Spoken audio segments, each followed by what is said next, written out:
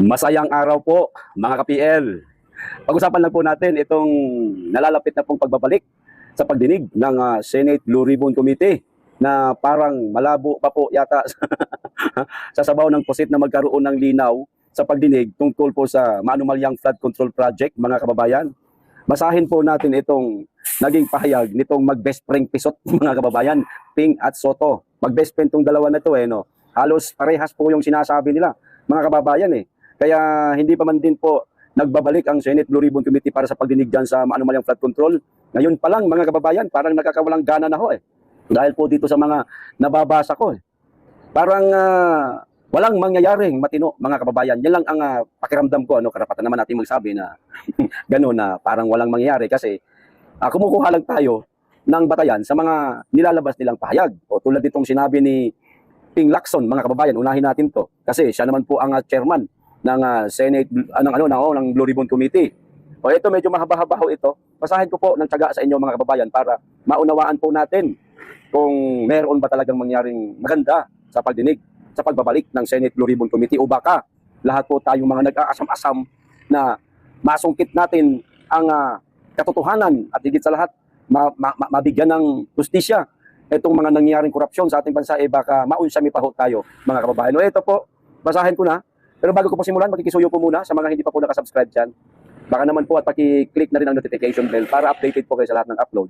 At huwag niyo pong kalimutan paki-like at share po nitong video para malaman po ng ating mga kababayan kung ano po ang magiging kahinatnan sa pagdinig ng Senate Blue Ribbon Committee kung sakasakaling magbabalik na ito. Sa susunod na linggo na kasi, kinakailangan ngayon pa lang mag-ingay na tayo, mga kababayan, para malay natin, mapanood nila tayo at marinig nila yung sentimento nating lahat. Ayusin nila yung pagdinig dyan sa Senate Blue Ribbon Committee. Hindi yung palabas lang, drama lang, para lang sabihin na kuno, meron silang ginagawa, pero ang tunay na hangarin nila, wala. Ito ho, ang sabi ni Ping Lacson, walang ebidensya kay Romualdez sa flood control scam.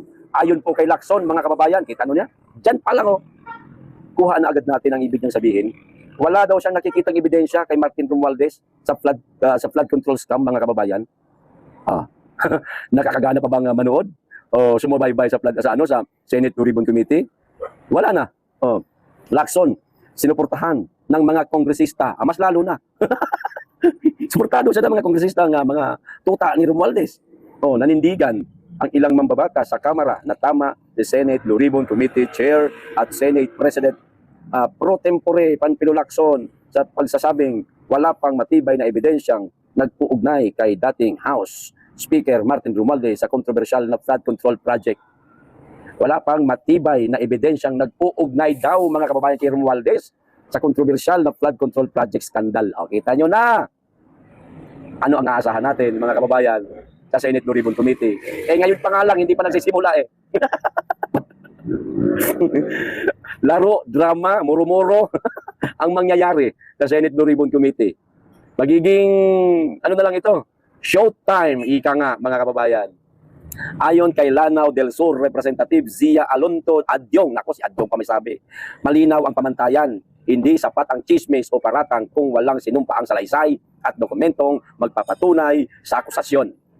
Yung mga sinabi ni Gutesa, yung mga sinabi ni Martin ni Saldico na itong si Martin Romualdez at si Bongbong Marcos ay sangkot di umano dito sa flood control anomalous, scandalous, mga kababayan, walang saysay, walang kwenta, hindi ho nila pinaniniwalaan.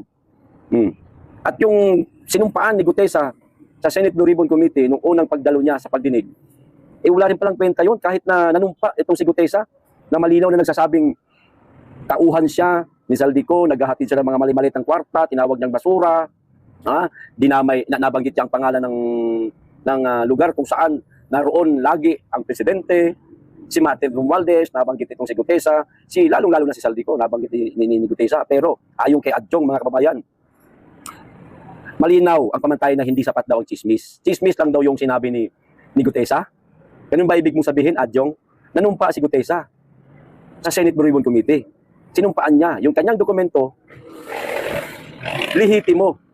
Pumirma ang isang abogado na kalaunan nga lang, itinanggi kasi gawa na rin siguro sa takot na wag madamay yung kanyang pangalan. Di ba? Without factual evidence, sworn statements, and documents, there is nothing to pursue. Investigations are not trial by rumors, di ni Adjong. Hindi nila ito ipupursu, mga kababayan. Yung investigasyon daw dito sa flood control anomalous, rumor lamang di umano, mga kababayan, tayong kay Adjong. Talagang dinidepensahan nila si si Tambaluslos. Grabe ang mga iniwan ni Tambaluslos na pamana siguro sa mga ito, mga kababayan, kaya ganyan sila ka-defensive. Kahit si Ping Lacson, sinasabi niyang wala naman daw ebidensya laban kay Martin Romualdez sa flood control scandal o anomalous, mga kababayan. Pare-parehas po sila. Ito pa lang yung binabasa ko. Meron pang isa tayong babasahin, yung sinabi naman po ni Tito Sen.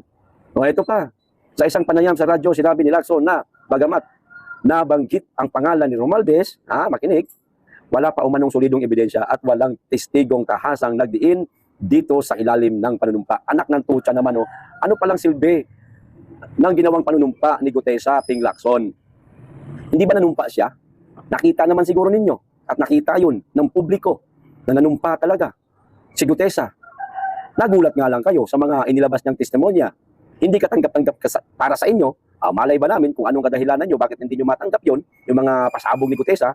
Baka totoo ang sabi-sabi ng ating mga kababayan na kayo tuta ni Romualdez, kaya hindi kayo naniniwala at ibinabasura ninyo Naknantucha naman talaga, mga kababayan. Saan tutungo ang pagdinig sa Senate Blue Ribbon Committee? May maaasahan ba tayong publiko, na mayroong mapanagot ng mga elected official? Meron ba tayong aasahan? Dito pa lang maliwanag na lalaruin lang nila itong pagdinig sa Senate, mga kababayan ito pa. Ulitin ko lang ng kaunti Wala pa umanong solidong ebidensya at walang testigong tahasang nagdiin dito sa ilalim ng panunumpa. Tanging si Orly Gutesa lamang ang nagbanggit, subalit hindi ito muling umarap sa DOJ, Ombudsman o iba pang investigasyon. Public official deserves the same fairness expected of any citizen. Dagdag pa ni Adjong. Adjong, naiintindihan namin ang panig ni Gutesa, bakit hindi siya humarap sa pagdinig o investigasyon dyan sa DOJ at saka sa Ombudsman. Maaaring gusto lang ni Orly Gutesa na sa Senate Blue Ribbon Committee, hindi rin naman siya pinatawag sa Kamara para sa isang investigasyon dahil wala namang ginagawa ang Kamara. Gusto lang maaari ni Gutesa sa Senate Blue Ribbon kasi mayroong kamera, nakikita ng publiko kung ano ang mga itatanong sa kanya, kung ano rin ang mga isasagot niya. Maaring yun lang ang gusto ni Gutesa, kaya hindi siya sumipot sa DOJ at Ombudsman kasi walang camera, hindi naka-live stream ang investigasyon sa DOJ at sa Ombudsman. Nauunawaan namin ang side ni Orly Gutesa, maaring yun lang ang dahilan niya. Para sa inyo, yung hindi pagharap ni Gutesa sa DOJ at Ombudsman, ikaruwagan o hindi siya nagsasabi ng katotohanan. Sino si Orly Gutesa para maglakas ng loob na ibunyag na si Saldico, si Romualdez, pa nga si Marcos na pinatutuhan ng totoo nga itong anomalya sa flood control dahil sa mga limpak-limpak na salaping na hawakan nila at i-deliver niya. Sino? Isang simpleng mamamayan lamang si Orly Gutesa na naglakas ng loob at higit sa lahat mayroong concern sa ating bansa at sa kaban ng bayan. Kasi pera ng taong bayan yan. Yun ang concern niya. Pero naglakas loob siya, hindi siya natakot. Yun nga lang, ayon sa usap-usapan, bandang huli, ginigipit na pamilya niya. Kaya para sa amin, yung mga sinabing testimonya ni Gutesa sa pagdinig sa Senate Blue Ribbon Committee, totoo yun. Huwag nyo kaming nililito. Huwag nyo nililito ang publiko. Huwag nyo nilalaro ang investigasyon. Huwag nyo binababoy ang investigasyon. Maliwanag na yun. Nanumpa ang tao, bit-bit niya ang mga dokumento, nagkikwento siya batay sa kanyang mga nalalaman. Hindi pa ba sapat sa inyo yan? Talaga bang ipagdiinan ninyo na walang katotohanan yung mga sinasabi ni Gutesa? Halimbawa, Adjong, Ping Lacson, halimbawa, meron pang isa na mga katulad ni Gutesa na lumantad at parehas ang sasabihin nila. Kasi ayon sa usap-usapan, napakarami pa daw gustong lumantad Magugulat kayo baka sa pagbukas ng Senate Blue Ribbon Committee biglang sumulpot ulit ng mga yan. Magmistulang surprise witness ika nga tulad ng ginawa ni Gutesa na biglang sumulpot na lang sa Senate Blue Ribbon Committee, baka magulat kayo. Lusubin kayo ng napakaraming magsasabi na totoo ang sinasabi ni Gutesa, totoo na naghatid kami ng pera kay Saldico, naghatid kami ng pera kay Romualdez, naghatid kami ng pera kay Bongbong Marcos. Hindi nyo pa rin paniniwalaan. Abay, sayang naman po yung kanilang mga nalalaman. Yan ang inaasahan ng taong bayan, na malaman ng katotohanan, mapanagot, mapakulong itong mga kawatan sa kaban ng bayan. Pero para sa inyo, sila banal. Naknantucha naman talaga, oo. Sinang-ayunan din ito ni na Deputy Speaker Ronald Puno at Representative Paulo Ortega. Sila na kapwa nanawagan na itigil ang pamumulitika. At hayaang umusad ang investigasyon batay sa ebidensya. Lang yan yung ebidensya ninyo. Baka doktor na yan eh. Baka dumaan na sa recto yan. Baka edited na yan eh. O hindi siya, hindi sa ingay o pressure. Let evidence speak. Kung wala, tigilan na ang pamumulitika ayon kay Ortega. Sino po politikahin? Si Martin Romualdez. Dahil tatakbo siya di umano sa pagka-presidente sa 2028, mananalo ba siya? Pinupolitika daw mga kababayan kasi ang magiging katapat ni Romualdez si VP Inday Sara. Sus, Diyos ko po, napakalayo sa katotohanan. Napakalayo sa survey ni Romualdez versus Inday Sara Duterte. Pamumulitika. Nakakahiya naman. Si Inday Sara, oo, totoong talagang pinupolitika siya. Pinapabagsak siya ninyo. Pinagkaisahan siya ninyo. Kasi gusto ninyo talaga mapabagsak si Inday Sara sa pamamagitan ng mga paninira at impeachment na isinampa na ninyo o isasampa pa lang. Kasi alam ninyong napakalakas ni Inday para sa 2028. Natatakot kayo na baka maungasan niyang amo ninyong tambaluslos sa boto sa 2028. Di ba, mga kababayan? Oh, walang ebidensya kay Romualdez sa flood scam. Ayon po kay Lacson, sinuportahan ng mga kongresista. Sila. Sino maniniwala? Sa mga kumag na ito, mga kababayan, na walang ebidensya, walang sapat na batayan o ebidensya laban kay Martin Romualdez sa flood control. Eh, sila eh, mga tao yan ni Romualdez eh. Mga bata rin ni Romualdez yan eh. Sino maniniwala sa kanila? Wala. Siguro, ang nagsabi, halimbawa, mas kapaniwala pa siguro kung ang nagsasabi na walang kinalaman, walang sapat na batayan, na sangkot si Martin Romualdez sa flood control project ng mga anomalya, kung ang nagsasabi si Barsaga at saka si Libiste. Oo, maniniwala ako. Kapag kayong dalawang yan, wala namang hindi kasali si Martin Romualdez dyan. Walang sapat na batayan. Kung si Barsaga, at si Libiste ang magsasabi niyan, kaso hindi, dinidiin pa nga eh. Dinidiin pa nga nitong dalawang bagitong kongresista, si Martin Romualdez eh. Maniniwala kami sa inyo? Adjong, Ping Lacson, at iba pang mga kongresistang nagsasabing walang kinalaman si Martin Romualdez. Mga bata niya kayo eh. Sa mga kongresista na lang. Mga bata niya kayo eh. Kayo tropa eh. Nila Romualdez eh. Ping Lacson, oo, senador. Bakit? Hindi pa pwedeng maging bata ng isang dating speaker na meron din naman kapangyarihan kahit papaano? Ang isang chairman ng Senate Blue Ribbon Committee? Malaki ang posibilidad. Huwag nyo kaming papaniwalain sa mga sinasabi ninyo. Hindi nyo mauuto ang tao. Hindi nyo mauuto ang publiko. Alam na. Sapat na sa amin yung mga sinabi ni Gutesa. Sapat na sa amin yung mga sinabi ni Saldico. Merong hawak sila ng mga dokumento. Ang problema, binabasuran ninyo, hindi ninyo binibigyan ng pansin kasi matatamaan yung mga amo ninyo.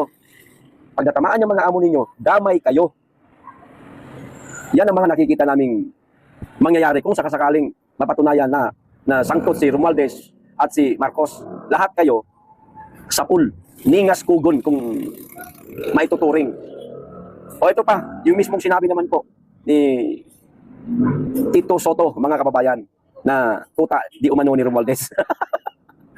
Mahaba-haba rin ito. Pare-parehas po sila. Ngayon pa lang nagkaisa na sila, mga kababayan, para sabihin ito. Hindi pa man din po nagbubukas ang Senate Blue Ribbon Committee o ang Senado sa pagdinig sa flood control project. Niluluto na nila ang publiko, isinisiksik na nila sa kaisipan nating lahat, mga kababayan, na walang kinalaman si Romualdez. Magkaiba nga lang yung kanilang mga sinasabi. Pero ganun din yun eh. Parehas na rin po ang ang tema kasi iisa po ang magiging kinalabasan ng pagdinig nito eh. Kung talagang didiinan nila. Talagang kakamaan dito si Romualdez at si Marcos. Ngayon pa lang naglalabas na sila ng statement, mga kababayan, para lituhin na tayo. Lituhin ang publiko para isiksik sa kaisipan ng taong bayan na wala yan, basura yan, walang kwenta yan. O katulad nitong sinabi ni Tito Soto. O simulan na po natin basahin ito, mga kababayan. Ang sabi dito, listahan lang yan. Ang alin? O ito, Soto, binasura ang bigat ng Cabral Files. O ano sabi? Listahan lang daw yan. Kung naroon yung pangalan ni Sandro Marcos sa listahan ng Cabral Files, kung naroon ang pangalan ni Bongbong Marcos, kung naroon ang pangalan ni Martin Romualdez, listahan lang yan?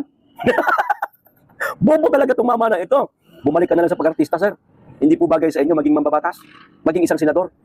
Wala pong laman ang kukote ninyo. Kaya nga may listahan eh. Galing yan kay Cabral eh. Kaya nga may listahan kung sino-sino itong mga sangkot dito sa mga insertion sa flood control project. Kaya nga may listahan kasi sila itong sangkot. Napakadali namang isipin, pinapalusutan pa ho ninyo eh. Hindi umano dapat bigyan ng labis na atensyon ang tinaguriang Cabral Files ayon kay Senate President Vicente Tito Soto III sa gitna ng mga usapin hinggil sa umano'y listahan ng mga budget insertion at mga personalidad na sangkot dito. Hindi di umano dapat bigyan ng labis na atensyon, mga kababayan. Baliwalain lang daw natin yung narinig natin na mga sinabi ni Congressman Libiste, pumasok sa tenga, ilabas din daw natin sa kabila. Parang ganun lang. Mga bugok. Huwag niyo pong papakinggan tong mama na to. Diyos ko po, nilalaro na talaga nila tayo, mga kababayan. Ito po yung sinasabi ng karamihan na hanggat Marcos administration, mga kababayan, wala hong mapapanagot na mga mambabatas. Walang mapapanagot na Saldico, walang mapapanagot na Martin Romualdez, Bongbong Marcos at kung sino-sino pa yung mga pinangalanan ni Saldico hanggat si Marcos ang presidente. Wala po tayong aasahan, tayong publiko na makamit po natin ang tunay na hustisya, maipakulong. Ito mga sangkot dito, wala. Bakit? Ito pa. Para kay Soto, mas mahalagang tutukan ang mga opisyal na record ng Department of Budget and Management na nagpapakita kung aling mga pondo ang aktwal na nailabas at nagamit ng gobyerno sa halip na mag-focus lamang sa isang listahan. Bobo talaga, no? Sa DBM lang daw mag-focus, mga kababayan, o tutukan lamang daw yung mula sa DBM. Paano kami makakasigurado na hindi na bago ang opisyal na record ng DBM, Tito Soto? Lahat yan, mga tao ni Marcos yan eh. Paano kami makakasiguro na lihitimo yung opisyal na record ng DBM kung hindi binago? Itong Cabral Files, bago pa nalaman ng publiko na mayroon palang Cabral Files, nakuha na ni Libiste. Hindi na mababago. Kaya nga hindi inilalabas ni Libiste yung mga hawak ng mga files eh. Yung mga hawak ng mga dokumento na mula kay Cabral eh. Kaya nga hindi niya inilalabas. Kasi kung sakasakaling maglabas na sila, itong panig ng mga bangag, ng Cabral Files di umanong hawak din nila, at kulang-kulang ang laman, ang ipang sasampal na dokumento ni Libiste, yung sa kanyang hawak na hindi binago, hindi inedit, hindi nilaro para maiwasan o makaiwas yung mga amo ng mga kawatan. Kaya nga ganoon ang ginagawa ni Libiste eh. Ito pa. Hindi dapat pag-aksayahan ng panahon. Yan. Sabi. Hindi daw po dapat pag-aksayahan ng panahon. Yun, yung files na yun. Ang dapat pag-aksayahan ng panahon, yung mga files kung ano-ano ang talagang nirelease. Hindi yung list lang ni Soto. Ano ba yung nirelease, Soto? Saan ba? Sino ang nag-release? Meron na bang kumpletong listahan na nirelease? Di ba wala pa naman? Yung kay Libiste nga eh. Hindi pa nga niya nirelease lahat eh. Para hindi mabago eh. Dagdag pa ni Senate President, mas malinaw na batayan ng pananagutan ang aktwal na endorsement record kaysa sa mga hindi pa beripikadong talaan. So, meron pa silang ilalabas, mga kababayan, ng mga batayan. No? Aktwal nilang ilalabas, mga kababayan. Siguro, ilalabas nila ito kapag nagsimula na ang Senate Blue Ribbon. At ang nakakalungkot, baka wala si Congressman Libiste sa Senate Blue Ribbon Committee. Paano ito madedebunk ni Libiste kung wala siya sa pagdinig? Sigurado ba tayo na ipapatawag si Libiste? Malabo yan. Kasi sigurado matatakot sila kay Libiste kasi bibitbitin din ni Libiste yung mga hawak na listahan. Ipangtatapat na doon sa ilalabas ng mga listahan o mga record o dokumento na ilalabas ng mga tao ni Bangag. Paano madedebunk yan? Nang harap-harapan. Siyempre, maglalabas sila ng dokumento. Halimbawa sa Senate Blue Ribbon. Ito yung totoong files. Wala si Libiste. Paano niya i-debunk yun? Tapos, kinabukasan o maya-maya kaunti, maglalabas si Libiste. No! Yung inilabas sa Senate Blue Ribbon Committee, hindi totoo yun. Ito ang totoo sa akin. Sasabihin naman nila, hindi ka naman nanumpa. Hindi naman lihitimo yan. Yung dokumento mo. Wala rin kwenta. Kita nyo na? Hindi ka naman nanumpa eh. Wala ka sa Senate Blue Ribbon Committee. Wala ka sinumpaan. Yung dokumento mo, hindi authenticated. Ika nga. Parang ganun ba? Yan ang magiging dahilan nila dyan, malamang, mga kababayan. So wala rin kwenta.